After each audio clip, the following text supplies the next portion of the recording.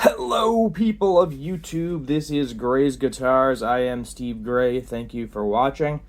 Guitar string tariffs. Yes, we are back on the tariff talk yet again because it's going to affect some stuff eventually here. And just for just for point of reference, when I first started buying guitar strings, they were $5 a pack for your basic Ernie Ball guitar strings. Your basic green pack. Then they jumped up to $6, which isn't really a big jump, $1 more. But they stayed at $6 for quite a long time, and now I regularly see them today around $7 or $8 for a pack of guitar strings. But let's take a look at what D'Addario is saying about it and how the additional cost is going to ultimately fall onto us, the consumer, because it always does. Always. We have incurred anywhere between $500,000 to $750,000 in additional cost, while the price of guitar strings skyrocket on August 1st as tariff deadlines loom. D'Addario CEO reveals how the firm has been weathering the storm. The firm exports nearly 45% of its products to 120 countries, with Japan being its biggest foreign market. With U.S. President Donald Trump suggesting that he will set a tariff of anywhere between 15 and 50% on countries ahead of the looming August 1st deadline, musical instrument firms continue to grapple with how the tariff fluctuations and changes over the past couple of months have impacted and will continue to impact their business and longevity. In an interview with Reuters, D'Addario CEO John D'Addario III revealed that the widely established family-owned accessory company has a specific task force set up to strategize how they should respond to the current trade war. The company makes nearly all of its products in the U.S., its supply chain and distribution are global, exporting nearly 45% of what it makes to 120 countries, with the biggest foreign market being Japan. We estimate that we have incurred anywhere between $500,000 to $750,000 in additional cost that they didn't plan for this year already. Raw materials are a key issue. For instance, D'Addario consumes large quantities of copper rods used to wind different types of strings. Trump promised of a 50% copper tariff would undoubtedly skyrocket their costs. The problem is we don't really know the origin of the copper we're getting, whether it's from a domestic source or imported, D'Addario reveals, but it's more likely there will be a cost increase for us, even if it's a U.S.-based supplier. Forced to react quickly after the U.S. started tariffs on China, the company's task force found ways to change how D'Addario ships Chinese products, goods to non-U.S. customers. We can literally, if we need to, divert shipments that are on their way to the States, to other markets where we have our own entities. So stuff that's on the water tended to go to the U.S., we can divert if needed to different parts of the world to avoid the tariffs. And while in the past, Chinese factories resist directly shipping smaller orders, as a result of the tariffs, our Chinese suppliers suddenly became much more accommodating. Other tariffs bad-like initiatives includes applying for permission to create a free trade zone in part of their warehouse in Farmingdale, both for assembly work as well as to hold imported products so that they are only pay tariffs when they actually need to be used to supply domestic orders. However, this is far from a quick fix. It will most likely take over a year to get the necessary approvals and prep for the facility. And despite the company's best efforts, the tariff bill is hefty, to say the least. Expected to hit $2.2 million by the end of 2025 compared to $700,000 last year. Nevertheless, D'Addario remains somewhat positive. At the end of the day, I think we have to concentrate on is things that we can't control, things like onshoring and creating a foreign trade zone. Those are things we can't control, and we'll continue to do those things so that we can preserve our company's presence and strength in the market. Other companies, especially smaller ones, aren't as optimistic.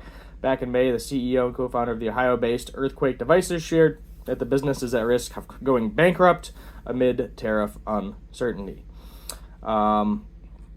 You have a comment here that says, Easy Fix makes the strings in the U.S. Yeah, they do.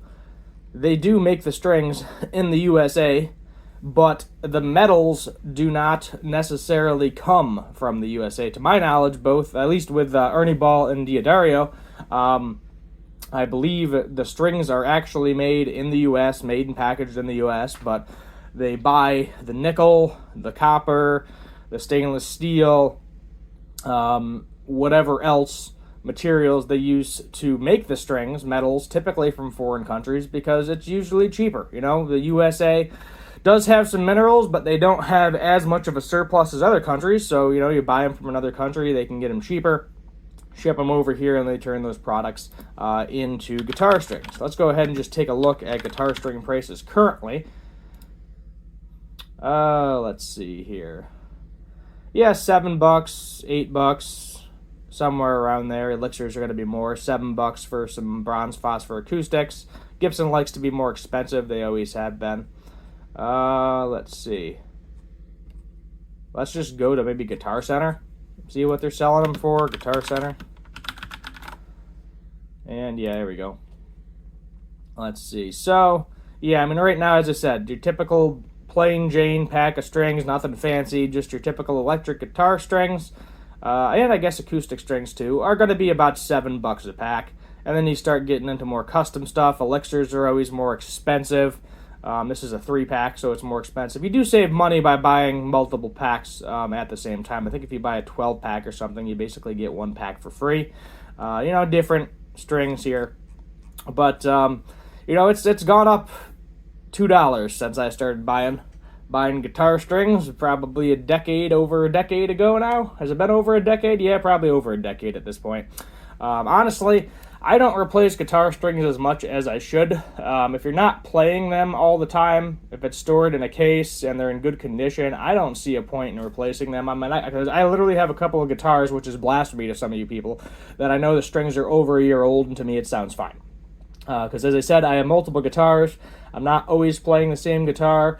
I'm usually pretty good at washing my hands. I highly recommend that too. If you're eating the world's greasiest sandwich and then you pick up your guitar without washing your hands, you're going to put all that grease all over your guitar and strings, and not going to last as long if you go wash your hands with a little bit of soap and water ahead of time. I also do that. I'm just very finicky with guitars with nitro finishes. I don't want to damage them more than they already are. So that is something I do. I make sure I always wash my hands and my arms, because even like bug spray can affect them, sunscreen can affect them, lotion can affect them. I've learned all of this. Just the lotion one the hard way. I had some lotion on my arms, and then I picked up a guitar to start playing, and I was like, oh great, I'm destroying the nitro finish. It wasn't too bad though. I did. There's like a stain on the one edge of my one Les Paul Studio now, unfortunately. As I said, sometimes you got to learn the lessons the hard way. What I would recommend, though, is you got about a week right now. Under a week. You got 31 days in July. So, you got like 5 days or so. Maybe stack up on a couple of strings. Maybe buy that 12-pack of strings. Hold on to it for a while, even if you don't have that many guitars. Currently, how many do I even have? I know I'm selling 2 or 3 of them, but I got too many guitars. I have them. If you're interested, I do have a couple guitars for sale in my Reverb shop. I will log back into that because I think my listings are currently on hold or something, because I haven't physically logged into Reverb in forever. But yeah, I got a couple of listings on Reverb if you're interested. I got a Gibson Les Paul, a Melody Maker, Gibson Melody Maker, a Michael Kelly Patriot Decree, if you're interested in any of those. Make me an offer on them. Worst I say is no. So if you're interested in any of those guitars. But pick up some strings. Tariffs will affect the price. They already kind of have, because as I said before, the whole tariff thing, they were about $6 a pack, and they have recently jumped up to $7 or $8, depending on what you're getting on average. Bass strings have always been expensive in retrospect. So, sorry, bassist. I actually need to buy a set of bass strings for my newer bass that I bought. Well, new to me bass, I should say. It's pretty old, but it's like 20-something years old. 2000-something, 2002 maybe. Who knows? But I guess that's where we're gonna end it today. So, guitar string tariffs, they're coming. Pick up a couple packs of guitar strings this week if you're by your local shop, or order it online, whatever you got to do. And then I guess we're just going to wait around and go from there, because there's really nothing we can do. It's whatever the heck the president feels like he wants to do with the tariffs. We'll see if he actually implements them or not. And maybe the price of a $7 pack of strings is going to go up to $14, which it's going to suck. I'll be honest with you, if it does. A lot of people out there buying strings, replacing strings a lot, but I don't think a $14 pack of strings would kill me, I would just buy them even less frequently than I currently do. I think that's ultimately what would happen for me. So until next time, subscribe, notification bell, like, share, comment, all that good stuff. And as always, have a good one.